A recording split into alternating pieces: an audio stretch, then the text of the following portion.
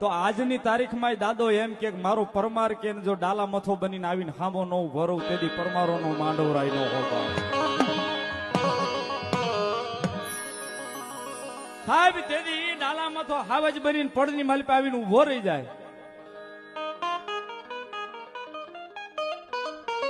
સાહેબ તેથી એને ભરોહો હતો